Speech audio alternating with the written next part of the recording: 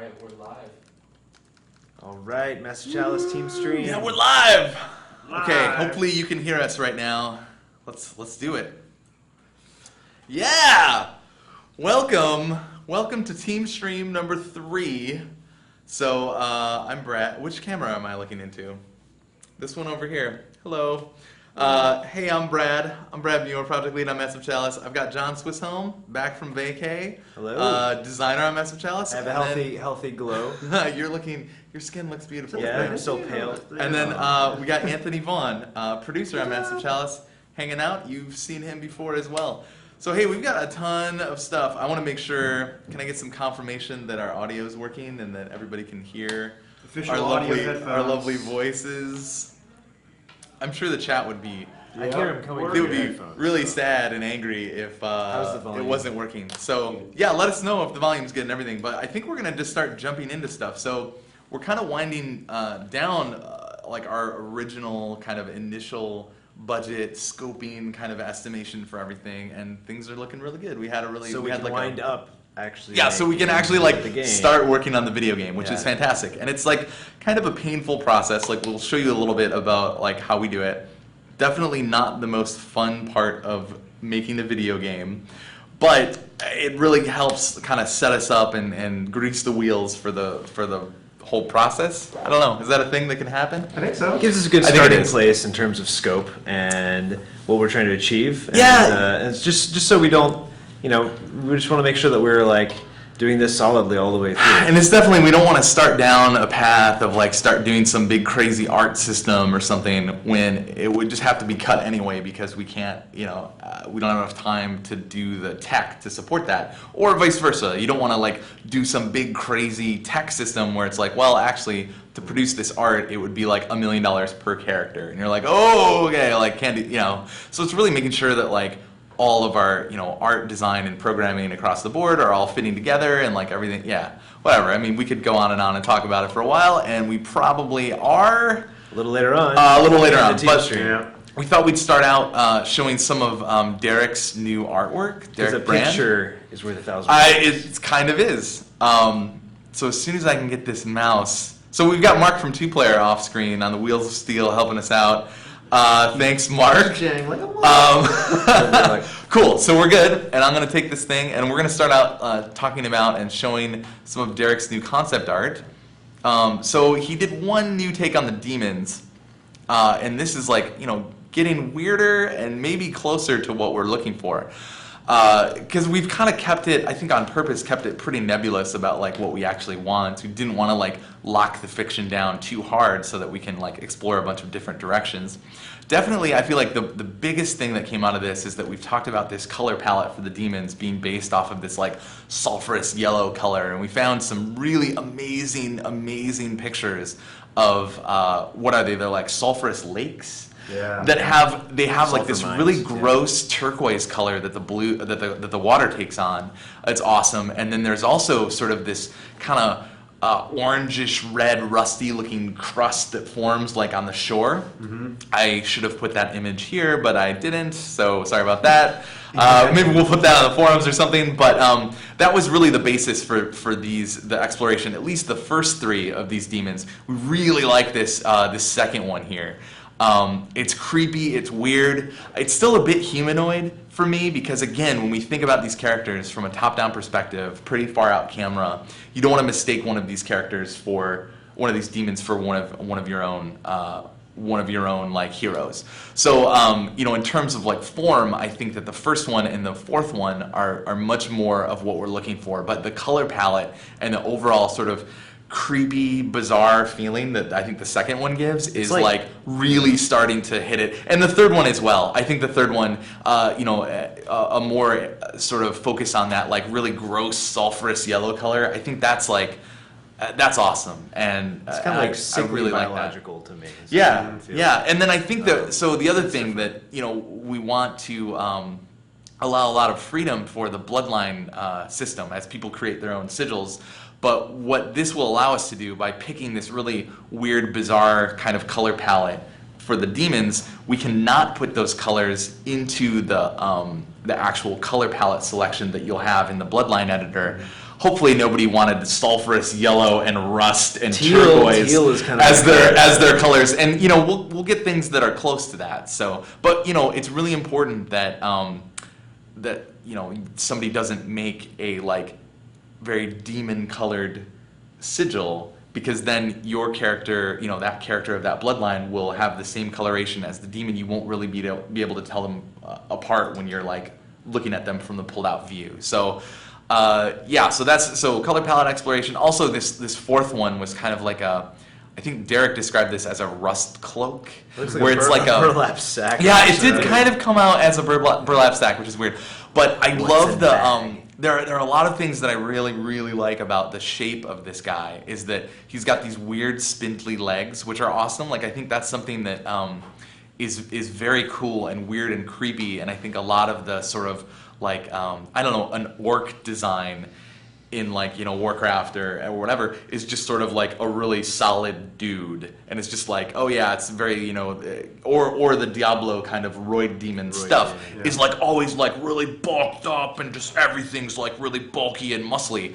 But I think like having some some limbs that are really like emaciated, and it just gives a really creepy feeling. And then I like the mystery that this thing brings as well, where let's not call it a burlap sack.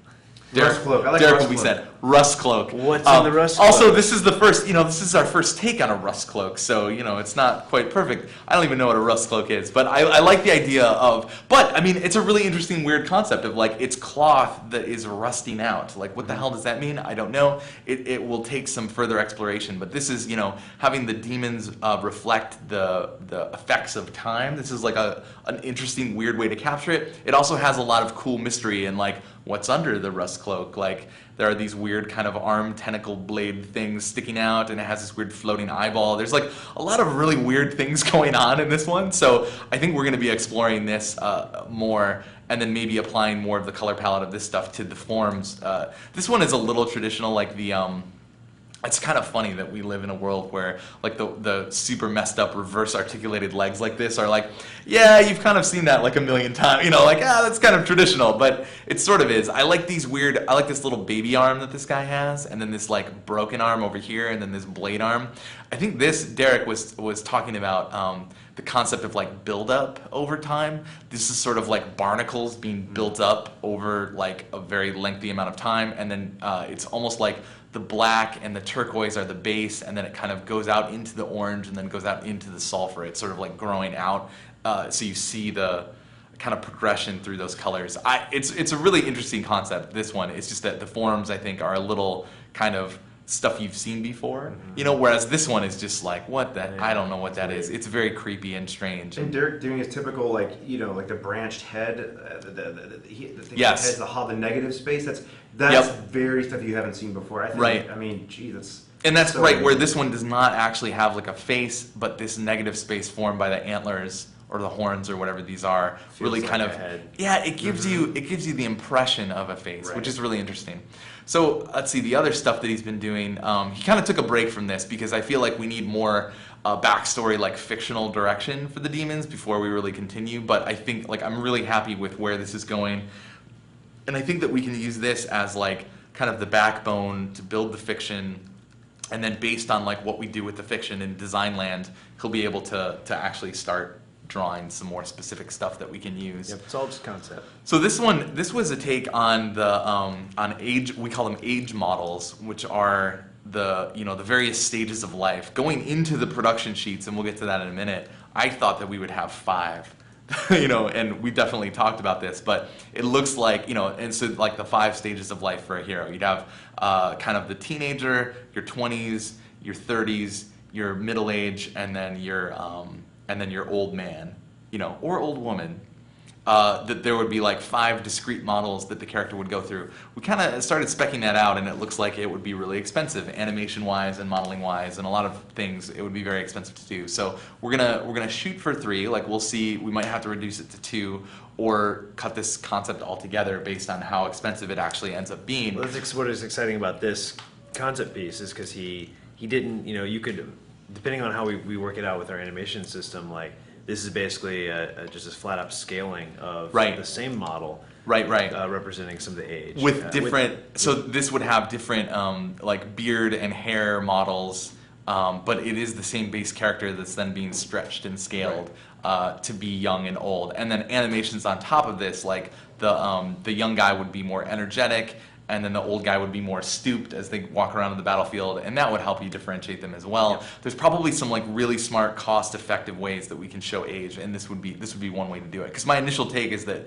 like all 5 of those would be like totally original models that we would make, but then we have 2 sexes, so we would need 10 different like unique models, and I just think that given that our budget is not super huge for this video game, I think that we're gonna need to look for cost-effective ways to show. And I think even beyond that, I remember this conversation distinctly. You mentioned earlier in this just now about identifiability on the field, like these sulfuric yellow colors. Like make sure we have to differentiate from the hero. And I remember you and John talking about the 5 models versus 3 models. And John, correct me if I'm wrong, but I thought you were a big fan of the 3 models, regardless of our budget, just because then, at a moment's notice, you know who your old guys are, exactly. your young guys are. Yeah, I think it makes it more discreet. Yeah, it all plays in. Yep. So we'll see where this ends up, but I think about pushing this even further, right? Like this is one of the feedback on this piece was that. Yep, is that we want the youngster to be like a little skinnier if we can, more and shorter. Probably, and then same, with the old guy, we want him to be more stooped and maybe like, I don't know. Yeah, we'll be exploring this concept and see what we can do with it. This also kind of shows Derek's kind of going in a bit more elongated style recently, as we're looking at. And I don't know what your take on that is, but yeah, I think a lot of his new characters have kind of they're a bit more taller. More skinny. Yep. And we'll get to that. That's there is definitely like a method to the madness of trying to, it's not just stylistic. There are other reasons why we'd want our characters to be more gangly. I would not use the word gangly. I would use lean, elongated. Yeah. So this was a take, just trying to really like work out some of these more like faceted, boxy forms on the character, and trying to put him more into the perspective of what the actual game is going to have. You can see he's really trying to exaggerate the torso shape, and then also a lot of what he's exploring with the more elongated characters is making sure that there's like a lot of negative space. Yeah. The limbs are longer so they can be more separated from the body, so you can actually see this negative space. So when you're farther away, you can actually read the pose of the character, which is great because our perspective is going to be top down and pretty far out. Can I just say about that last image? I mean, even though it's elongated, I think a lot of people instantaneously pops into their head maybe like a Tim Burton style elongation, maybe like a weakling type looking thing. But that guy is still pretty intimidating. Definitely a healthy looking type warrior guy, even though his proportions are slightly stretched. I mean Derek is just crushing this. It's amazing. Yeah, it's really awesome. This was, I can't honestly remember what this is. I'm going to zoom in, and he's added some really nice notes. So in this one, it's like sort of doing a study on the faces. Like, how can we do the faces in this very stylized way that it's a lot of it is based off of these Soviet statues. I think that we showed, or at least talked about them on the last Teamstream.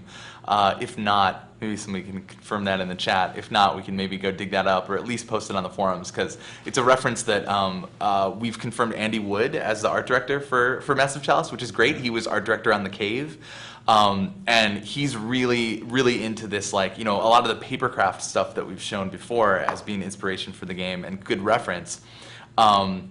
It's just this cool idea of having very chiseled, kind of faceted faces that are very stylized and will just hopefully give the game a unique look. And this is just kind of showing off that the faces are going to be the organic pieces are going to be very chiseled off.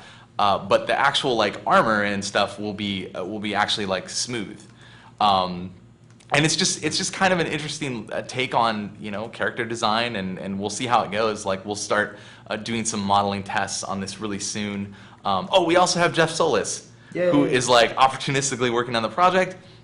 Just kind of helping us out in pre-production. He'll probably join the team full-time after that, but we're not sure yet. But he was lead designer, or lead artist on Iron Brigade, which is awesome. I love working with him.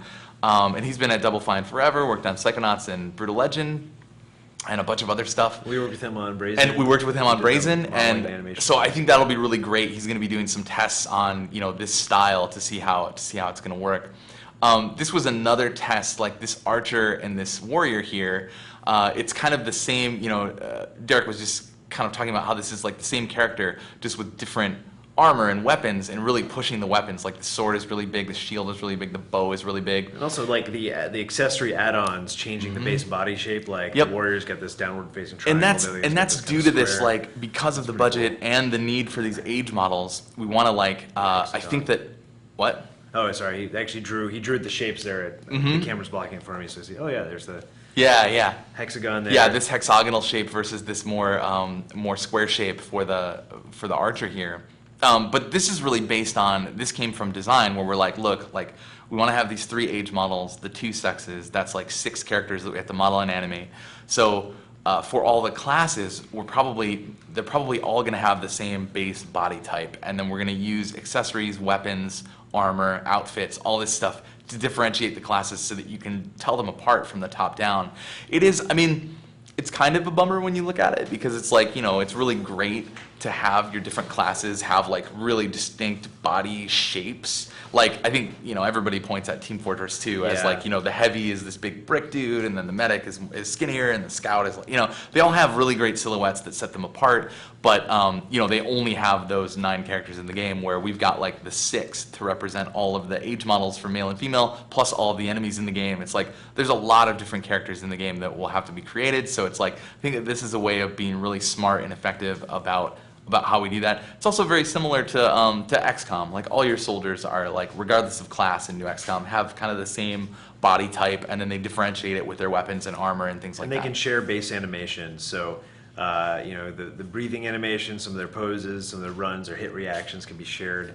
And then it just lets us then like break out and do unique animations and items and stuff where it makes the most sense, instead of having to do it. So that we're not, backed into a corner. We're adding a new class, requires 100 animations to be added. So and it also lets us share animations between the classes, which feeds into the hybrid class system. We'll be talking more about that later in this thing. And then there's just one more image here that another test of these like the chiseled faces and the really this awesome chiseled beard. I love this chiseled kind of like Right, it's like honestly, does that beard intimidate you?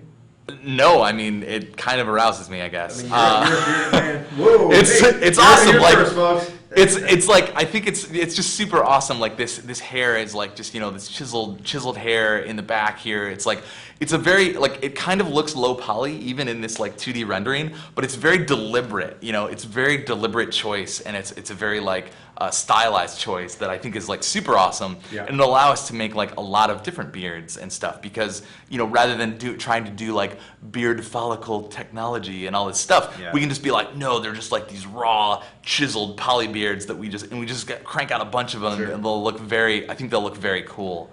And Andy's all behind. Andy's super into it, and Andy is a well bearded, he man. definitely knows a lot about beards. That guy. Sure.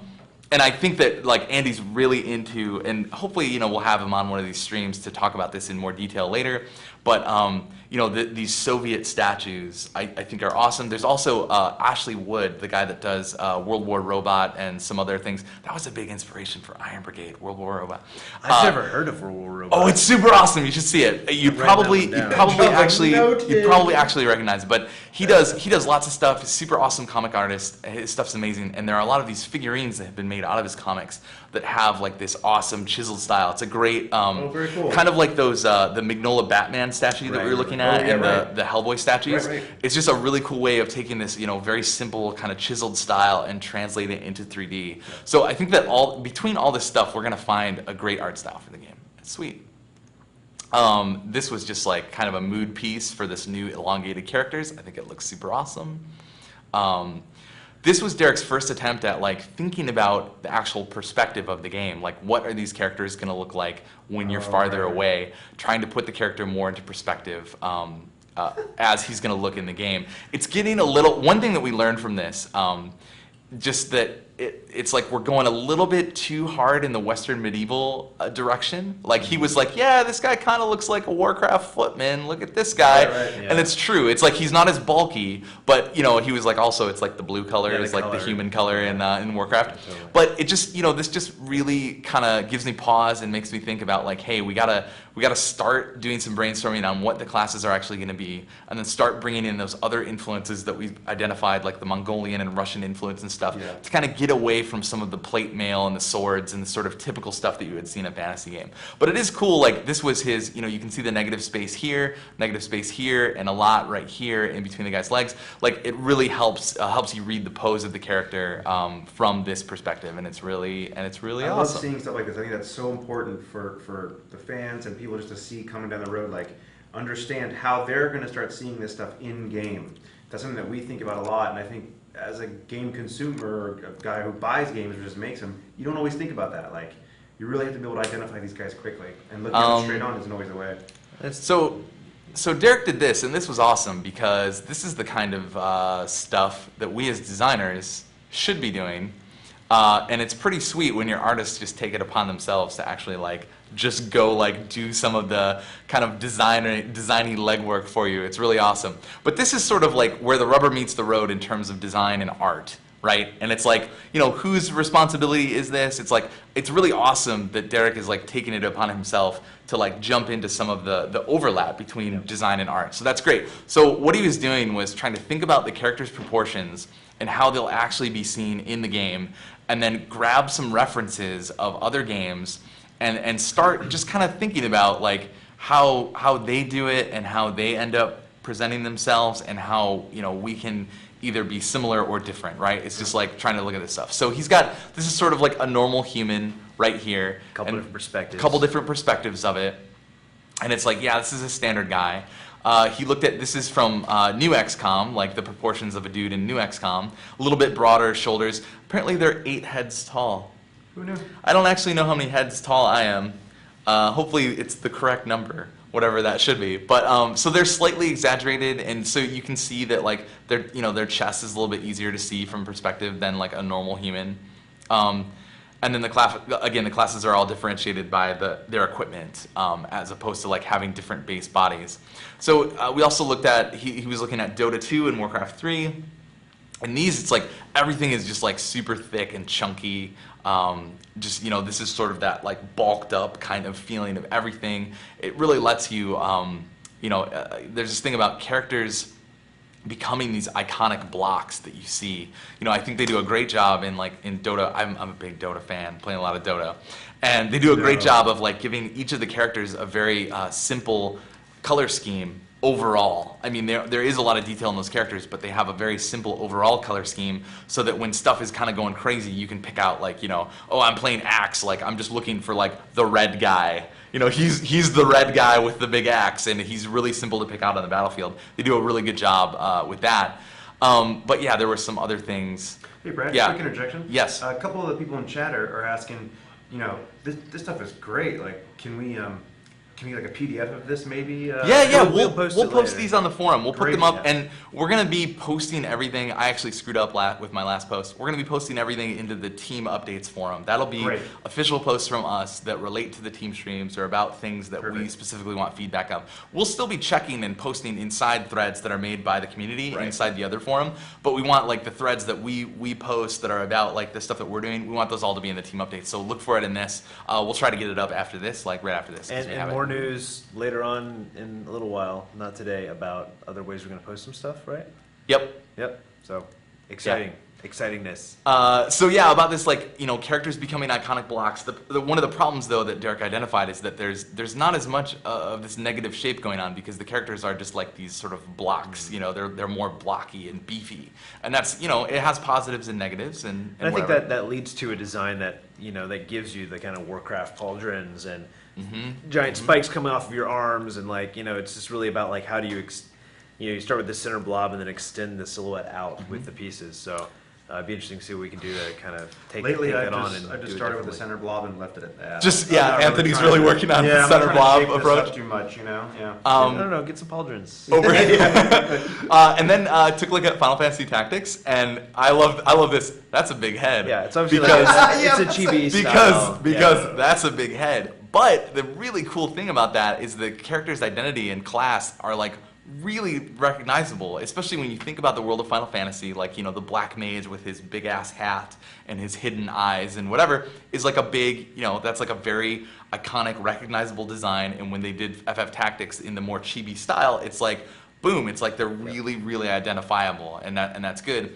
And then again, like when you put them in perspective, like this view right here, you know, you're mostly looking at their giant melon, and that really like tells you about it, which is great. Yep. So this is you know, the priorities for Massive Chalice. Like right away, you want to know their class. I think that is the most important thing when you're seeing your heroes on the battlefield. You need to know like who does what mechanically for the game, and that's the most important thing. And then the age, and then the house. Now again, the house and the identity of the house, we're trying to merge that into the class. Like we'll talk Right. more about that later, but that was, you know, where we're like House Muir will always be fighters, and that's like how it works, so that the color and the class equipment will always like sort of tell you what that character does, and that's really great.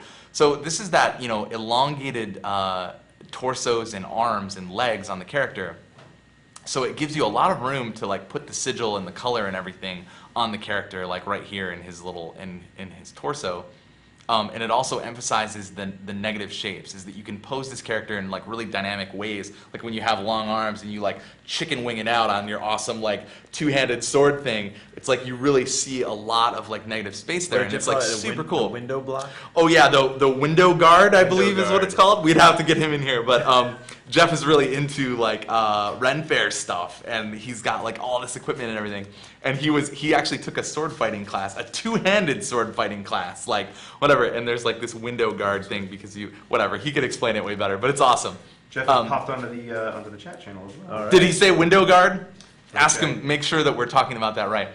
But yeah, I think that this is really going to help us like have more dynamic poses for the guys using the negative space, and that you know, again, another great thing about like doing all this animation sharing is that that'll give us more time to do unique poses per class. Right. So that like For the you know, special your- animation. Yes, Yeah, right. So that really your make 'em archer will have like a awesome. different idle animation, and your rogue will have a different idle animation, and your warrior will have a different one. And I think that will really help, like, because most of the time when you're looking at the battlefield, all of your classes will be idling. Right? It's a turn-based game. People move Yep. once at a time. So it's like that those poses and their idle animations are so important for you to like identify who's who on the battlefield, and it's awesome. And then another awesome thing that Derek did, he did this last night. He was kind of looking at some other examples of these more elongated characters and the negative space that they create. So he looked at Chronocross, and you can see these awesome green outlines that he's drawn around the characters, just to really help like get that across, that it's like, oh yeah, like there's a lot of this negative space here. There's a nice balance between thick and thin shapes. Not an artist, so it's really awesome that I get to read Derek's thoughts right here. It makes the pose really clear from any angle, and that's great because this is 3D, and like so is Massive Chalice. Yep. And the large feet really emphasize where the feet are. Your foot position, which is great. He also looked at Vagrant Story, which is a really cool game on the PS1.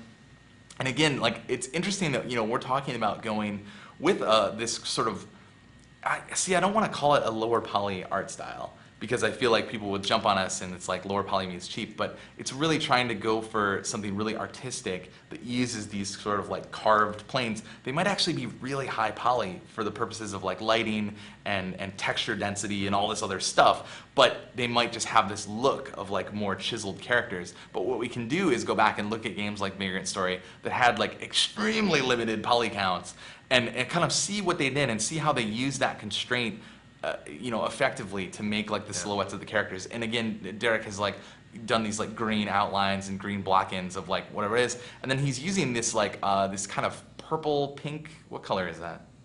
It's Barney purple. It's Barney purple, to sort of show you where the negative space is on these models, you know. And I think it's really awesome, and it's awesome that we are supported by amazing artists. Yep. Making amazing shit. But like again, just a great quick snapshot outside looking in. Like you don't think of an artist as doing things, in a scientific or methodical or technical way, but very much so. Like these character studies get pretty deep and pretty, Yeah, it's fantastic. It's like, it's one great. of my favorites, Tron Tron Uprising. Uprising. Oh I have my actually God, I have not it's so seen this good. show. You're a big Tron nerd. I love you. Well, my dog, Um, so he did the same thing with a lot of the designs of this of these lanky Tron characters that were done here, and you can see like this again that chicken wing kind of thing that I was talking about, totally represented right here. It lets you do wide poses and stances. I mean, we're looking Mm-hmm. at those at the ones from the previous example. Like those stances are so wide, but it just gives you the ability to do lots within that. And these are just like super readable poses, and it's awesome, very dynamic looking, and like that's fantastic. So cool. Hey, that's our literal state of the art right now. Yep. So now we're gonna move on to animation. Yeah. Let me out real quick. Okay, so Jeff has been exploring some animation tests. Yeah, this So let me bust out this first one. So this came out from a conversation that we had last week, I think, or the week before, where we're talking about like how can we take like one combat animation, and will that work for orthogonal attacks and diagonal attacks? How much translation can we? How can we get away with procedural rotation and translation of these characters? So Jeff was like, well, screw it, I'm going to go test it out in Maya, and came with this. It's just a simple attack animation. This is the same attack animation being used, forward, diagonal to the right, and then 90 degrees to the right. And if you can see the character, there's this really quick little shuffle at the beginning where he pops 1 foot back, Yep. and that you can kind of hide the rotation in that. Yep, and you can see on the diagonal one, there's not only the procedural rotation, you can see the procedural rotation on the third one Probably the best. a lot better, but there's still procedural rotation on the diagonal attack, but there's also procedural translation where the character scoots forward, just like programmatically, and you really can't notice it Your eyes are up top. You're watching the action. Unless you're scrutinizing it, you really can't see it. And it's a way that we can use our standard attack for the 4 cardinal directions. We can use that for the 4 diagonal directions as well. And this is really like in talking about like Final Fantasy Tactics only has the 4 cardinal directions for melee attacks, and it can sometimes be very frustrating where you move a character, there's only 4 melee slots that are available to attack a character in, and sometimes when that guy's in a corner, there will only be 2 melee slots available. Oh, I didn't know that. And then one of those Oh, yeah, can of course. be filled up with an ally, and so you've only got one area to attack the guy. Yeah, and it feels it's kind of a feel bad moment where. Like it's all about you feel like you're on the really, grid. You feel like you're really close to that character, but you can't actually Yeah. attack them. So we're like, okay, what if we did diagonal attacks? And then this was just a quick study of like, yeah, it looks like we can do diagonal attacks with a little bit of programming without actually like impacting the number of animations that we need, and that's awesome. He also did one. Jeff and Dan are on the chat saying that the Pizza Box Man that's the model you're seeing, by the way. We call him Pizza Box Man Double Fine. He is the unsung hero of Double Fine. Of the Brutal Legend engine. Like That's that right. guy, he is the placeholder character that kind of comes stock with the Buddha engine when you make a new project. Yeah. And you'll probably be seeing a lot of You'll be That's seeing right. a lot of him, I think. Yeah, Yeah, for a while. Like soon you'll see him running around like in the game, and yeah, it's like you'll get to love him. But you I love hope. him because that Jeff's awesomeness allowed him to do this, but so did Pizza Box Man to make this so quickly. I mean, Jeff banged this out, Yeah. like, I don't even know Yeah, how it was like fast. one day. Guy's a yeah, beast. it's awesome. He also did this example of like what about 180 attacks? Like what if we just added a couple of animations at the front? So there's one additional animation here. So that first example is with procedural turning. The second one is with a quick 180 animation. So that's without it. Here's with it. And the cool thing is that'll work for the 135s as well. So basically, like if we're going to do a attack that is in that like back quadrant, then we can play this animation, do some counter rotation in code, and then just go with it. And it looks just fine. And the cool thing is Jeff used it again actually in this next test, that 180. Yeah. So this is a little sexier rendering on this one. Jeff let his machine run overnight. But this was just like a quick movement test for the one character using 3 animations. idle into the run, the actual run itself, and then an ease out of the run. So you can see that sort of initial animation where he starts running.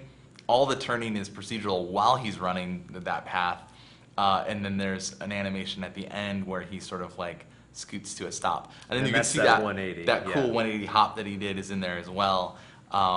Yeah, so it's like we're just doing animation tests, and we're trying to do this so we can see how much of it can be done procedurally. You know, Basically, that's with 5 animations, we can get a guy to be able to run to any place on the grid and attack any place on the grid around him, and that's cool.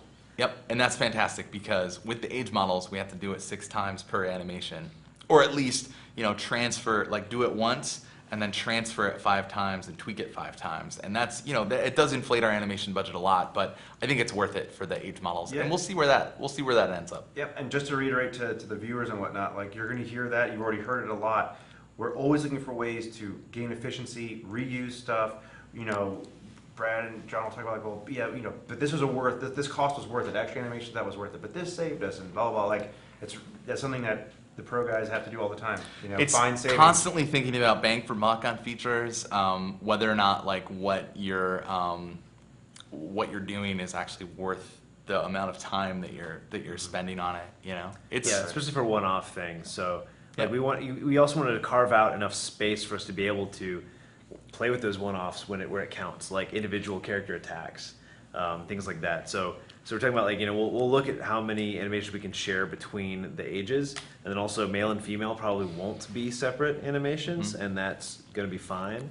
And so that way like for a run we should hopefully we'll only have to do 3, maybe just 1 per class, and then that way every time we want to add a new class we could do that easier. Right. So hey, now we're gonna go into the fun some, stuff. Put some your yawn super hats fun on. stuff. Yeah. I love this stuff though. Get ready. I know. Anthony loves this, and some people love it. And if you love it too, then maybe you should be a video game producer. Hey Brad, So, I yes. want to get used to zooming in on some of this because this text is going to be really small for the people on the stream. Oh, okay. Yeah. Let No me big- see. no big whoop, I just Go think to I FYI. go can to do full it. screen mode now if you haven't already. Full F11, screen mode. And Yeah. And then let me see if I can just You can hit Control zoom in. Plus and Control Minus will zoom in. See, always a producer. Boink, boink. Fantastic. Yeah. Okay.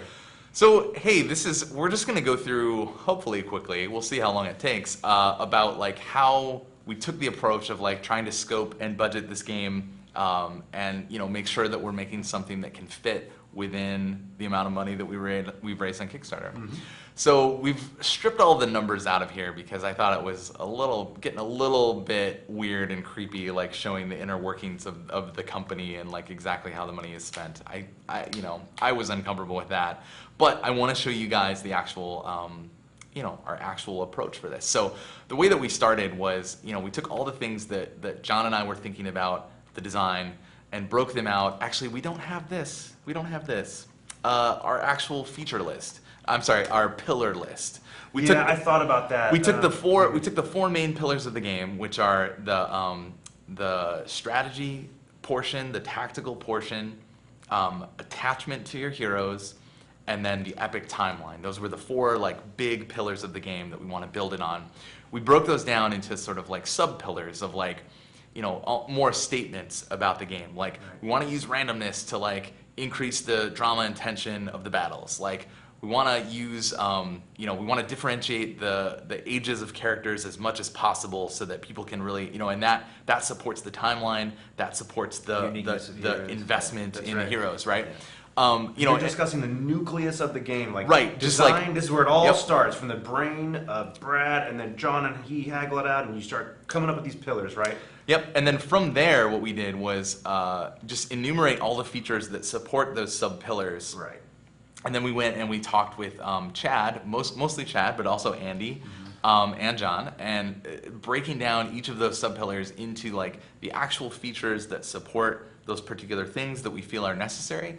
And then we took each of those features and we brought it to this spreadsheet, and we broke down each of those features into like discrete chunks.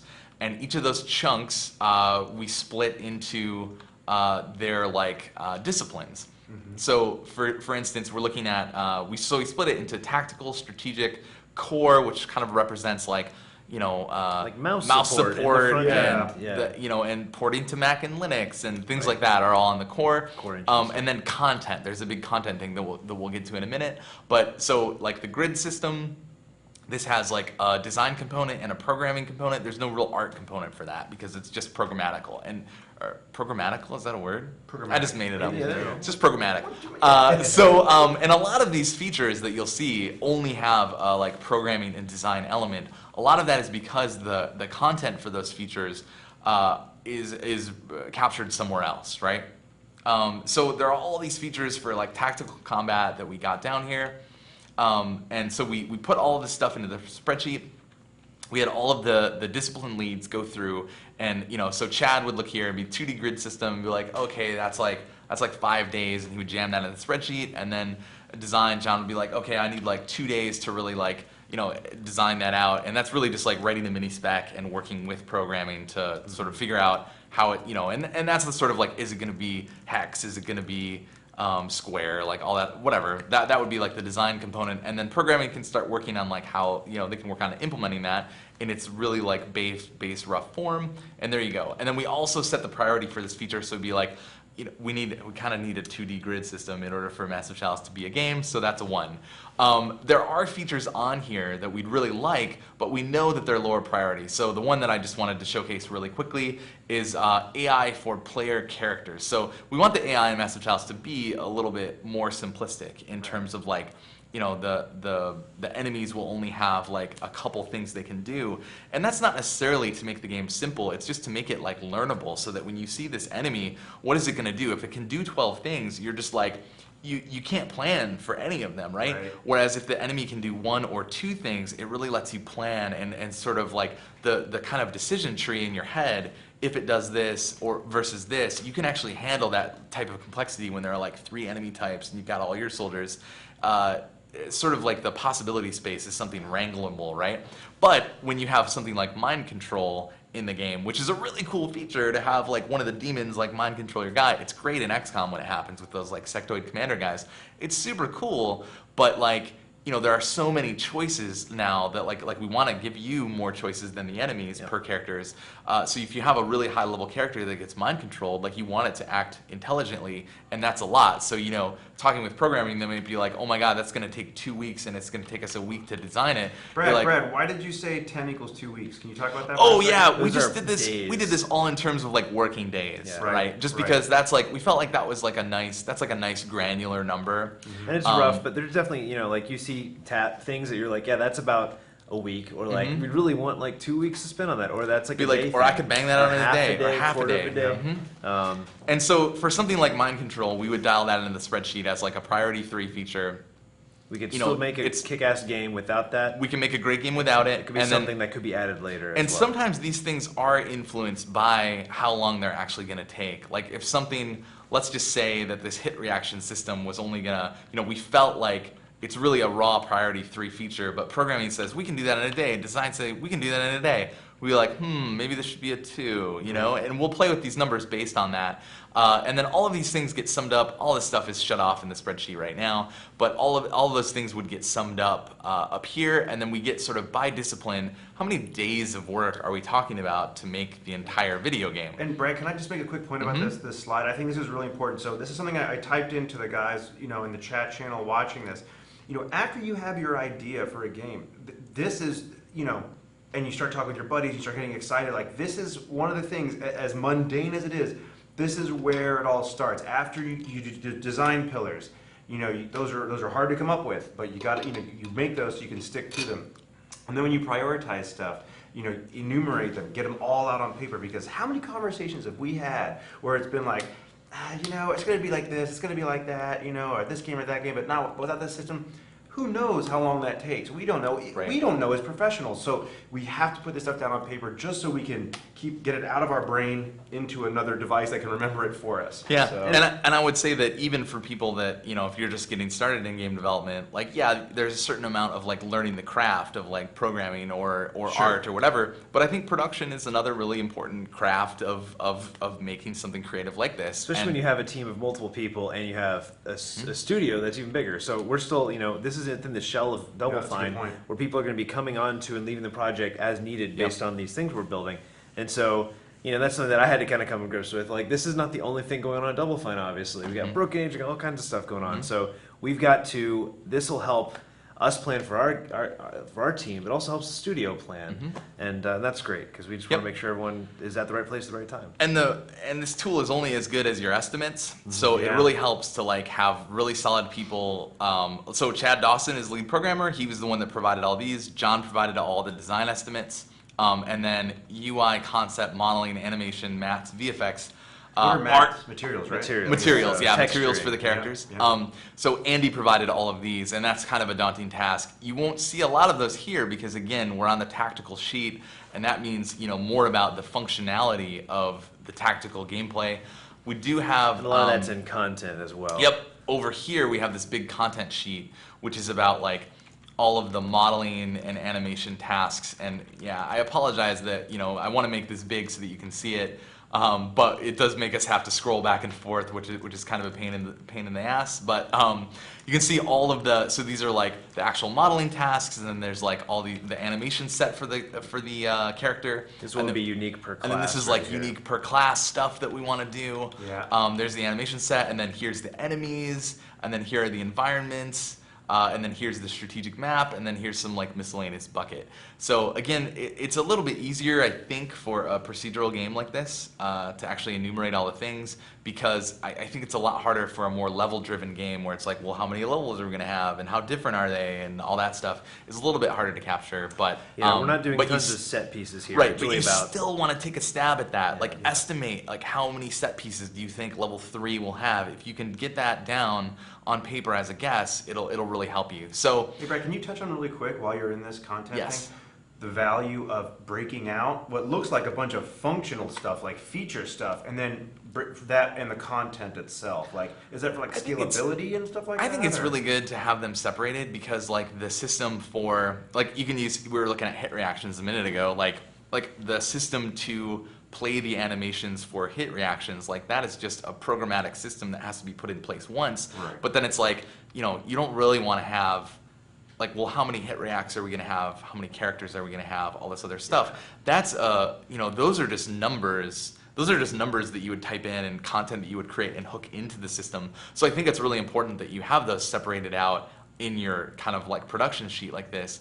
Just because it'll drive you crazy if you try to jam everything into there. Because you Fair could enough, technically, you could over here, like in your hit react, in your hit react thing, you could have either another subcategory here that talks about like how many you're gonna have, or it could just be over here. Like you'll notice there's like no animation requirement here for the hit react system. You could put it in there, but now it's weird that like, you're gonna need, as many characters and whatever, you're gonna need a lot of animations and estimate that, but the actual programming and design of the system, you're only gonna have to do once. So it's like, it's weird. Like, I think that it's good that you sort of think about the actual systems that you're making, and then think about the content that you're gonna create, the scalable content that you're gonna create that will plug in and use that system. I think it's a good, natural, logical separation for that stuff. because they both can be they can be scaled in separately, independently. Like you could, the most bare bones version of a hit reaction system, which you would never want to do, would be like, play from this list of animations like randomly, and then you could scale your content up. So you could have this light system, heavy content version of this, or you could have a very detailed system where there's this cascading state-driven thing about like what hit reaction to play based on which direction, all this stuff with procedural turning and only a couple animations and everything in between. So it really helps us to think about it from both those perspectives and see like, okay, well, if we have more animation time, then we might spend more time on interesting animations for the hit reaction system. If we have more programming time, then we can work on interesting ways to like do some of that procedural turning and stuff. There's also a feature built into this spreadsheet that set A and set B. So up here, and these are just like some simple knobs to tune, right? You can be like, okay, like what if we had 5 age models in this set and 3 over here? We had 4 classes versus like 8, and we had like 5 enemies versus a dozen. And then what we can do, and then this all gets summed up and whatever, and we can look at how much different is the all-in price for this thing, and they're all rough estimations. Like some enemies might come online faster than others and require less programming, but it's like you just kind of try to ballpark average everything right now, because we don't even know what the enemies are right now.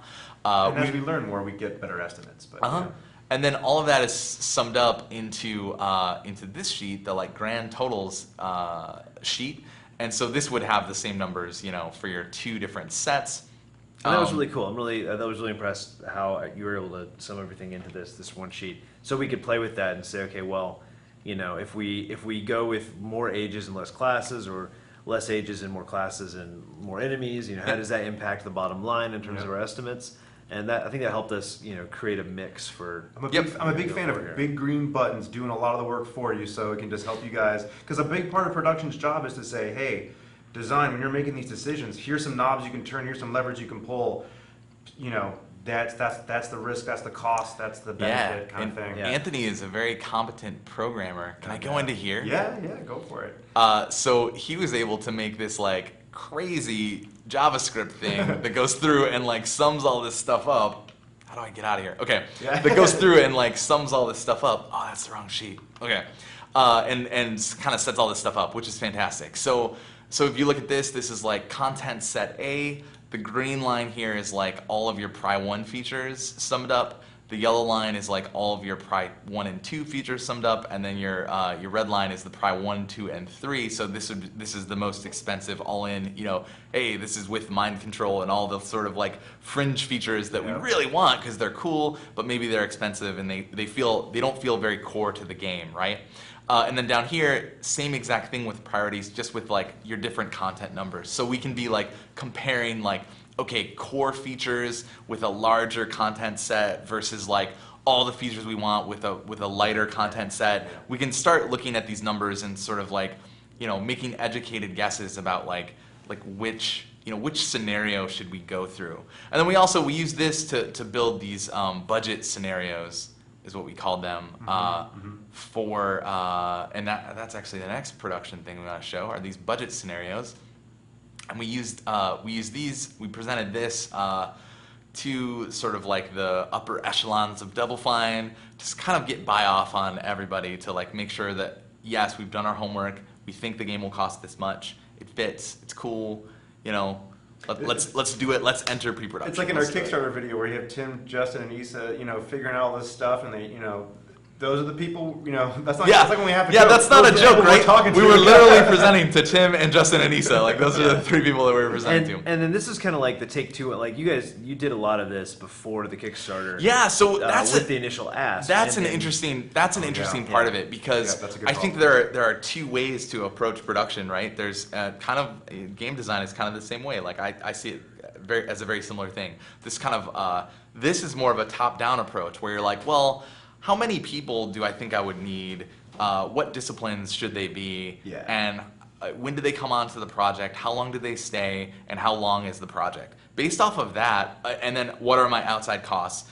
Adding all that stuff up, you can get a rough budget of like, I think the game will cost this much. Yeah. Then you can do the bottom-up approach, which is the define your pillars, define your features, enumerate everything, do all the numbers. And this is like, you know, something that was like man weeks of work for us to do last week and the week before, you know, to really build this up and then build towards a number that you think is like realistic. And now this sheet is a more, this sheet is the one that sort of puts the 2 strategies together and meets in the middle, where what we're trying to do, let me zoom back into this thing. So again, the numbers are stripped out of this, but Hey, Chad's on the chat talking about, you know, estimates are pretty hard. Oh, at this awesome. stage. Tricky to account for. Welcome, Chad. they Chad's are awesome. they are really hard. Yeah. So these numbers right here, we have this like required column, and these numbers get sucked out of the other spreadsheet and put in here. And it would basically say, you need 543 days of programming to make this video game. You'd be like, okay. So now down in your actual schedule, you're gonna have like a lead programmer and like other programmers on the project. And like, again, we don't know exactly how many we need in this scenario. Like this is just a guess or whatever. And then it's gonna go through each one of these boxes represents a month of work. And so that correlates to 20 working days on the other sheet, roughly. Right. So it's sort of, so then there's this supplied column here, or this is a row, supplied row, and that would sum up, okay, based on the schedule and the personnel that you've dictated down here, that will give you, 480 programming days. And you're like, sweet, like we got it covered, we're awesome. And so we just need to go through and make sure that all of these are covered so that based on the features that we're trying to build, we actually have enough personnel for enough time to deliver that stuff. Then we look at the total budget number for staff and make sure that like we didn't completely blow everything and just like go crazy off the rails. Right. There's also And another Brad, did you interesting talk about thing. how you got these, like with the connection between the previous sheet and this sheet? Yes. Okay, sorry. That, I that in was chat that, room. the whole required and supply Yep, thing. yep, perfect, okay. The other part of this is that you can see like the gray boxes are when people are on and the white boxes are when people are off.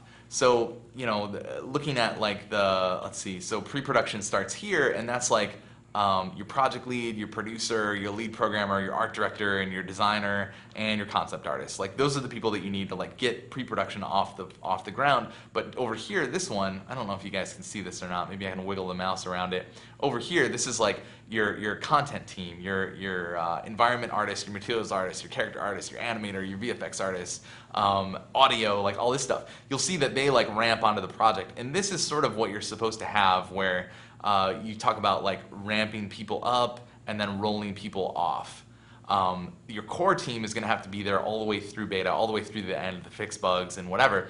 But your content team can like roll on and off the project in this kind of dynamic way.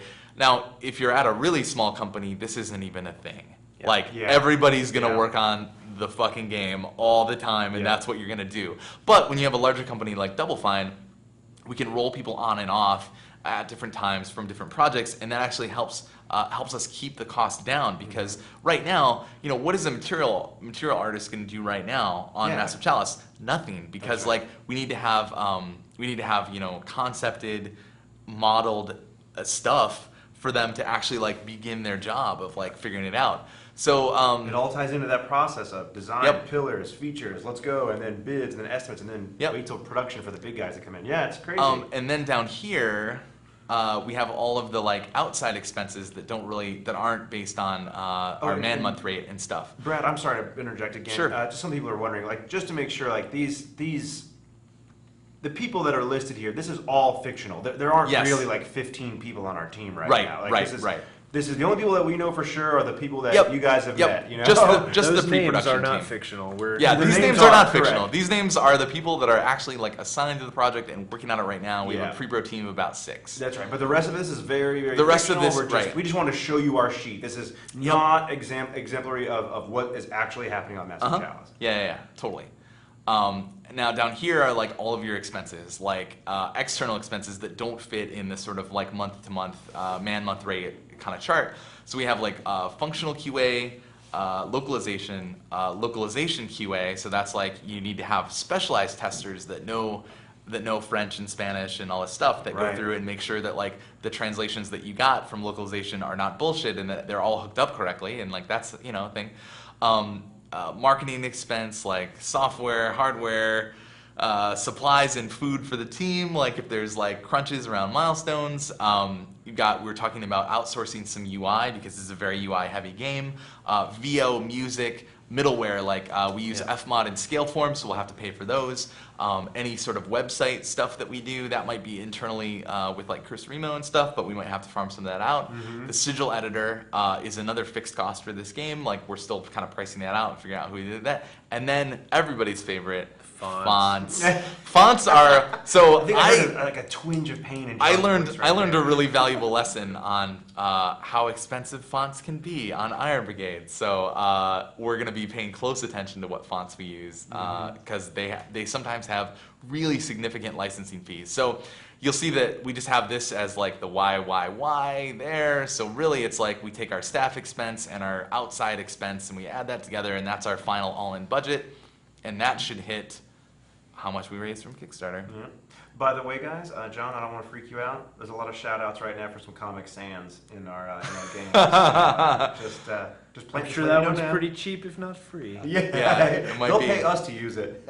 Okay, cool. So that is our production minutes, which went on for 20 minutes. Yeah. But that's our approach, and we're still massaging these spreadsheets, and we will continue to do so. Like as we enter pre-production, a lot of this is very difficult before you go into pre-production because Yeah. you don't really know. Yeah. We don't really know, and we're taking guesses. But we just want to make sure that it's like in the ballpark, and then we're gonna start through pre-production, and then we'll decide like, these estimates were correct, or like hopefully they were too high. We're like, Right. yeah, that's way too high. We can make a character in 5 minutes, and we're like, sweet. And then we update this stuff, and then we, lower the time frame, lower the budget there, like whatever. There's a lot of different ways that we can do. There's a lot of knobs to tune as we go through it. One of the best things is that hey, we're sort of at our budget limit, cool, but we find out that like, oh, making a character class is actually a lot faster than we thought. So we're like, sweet. so. We can just add a couple more character classes and keep the budget at the same level. That's right. Awesome, let's do it. And then we enter production, and then we just kind of end up making more stuff because it was cheaper than we And thought. with some of the beasts we got on our team, we're hoping for a lot of that. That's you know? yeah, and I hope so. you And guys it's know. also, I mean, another reason why we do this is to like not destroy the team. If we Right. mandate up front that it's like it's got to have like 10 character classes, and then it turns out that like making a character class is really expensive. What do you do then? It's like we want to make sure that we're cutting the game down to something that will fit inside the budget, so that we don't sort of get halfway through the production or most of the way through the production Right. and then just be like, okay, either we cut it way late or we crunch, and those are the only options. And someone asked that earlier. I didn't want to interrupt your flow earlier, but they asked, like, what happens when a feature, like you and John talk, and you're like, guys, we could really use this feature, but we're halfway through. We're at the end of pre-pro, or we're at the middle way through production. What do you do? You know? have difficult conversations That's there, right. like That's there's right. push and Yeah. pull there. Yeah, And there's if a it's lot of super trading. important, then you might have to do some trading, and if it's not, then you might have to say, well, that might have to come later, or Massive Chalice 2, like Right, Boogaloo. yeah. That's when the producer becomes a referee, and you say, all right, everyone in the room, guys, make your case for what you got. Yeah. Like, Yep. Yep. Or then sometimes you get ramped up about something, and you're like, hey, I had this great idea, I stayed over the weekend, I rocked it out, and it's almost there, let's do it, and that's a fun thing to do too. It's nice to have that room. Yes, without because being forced when to do you're that when from you're the get-go. crunching on the core, that is the worst part, because it feels like you're just barely scraping by. It's just not a fun place to be. So all this stuff is really just in place so that we can make the best game possible. Chad in the chat did mention that maybe the programmer should be 110% on each of those slots. That's awesome. Yeah, we can go in there and do that for sure. And then another thing is I found this really interesting, that I think it really helps us establish a baseline and also kind of bring us together in terms of what we're making here. Like I think it really forces us to talk about all of the features with all the leads, and then get their kind of buy-in on what those require, and just kind of know, like, yeah, like we're not, I think our expectations for things are better, and that'll help me working on design. That'll help Art, knowing like, okay, we're going for these styles so that we can be economical and good looking, so that we can fulfill all of these requests.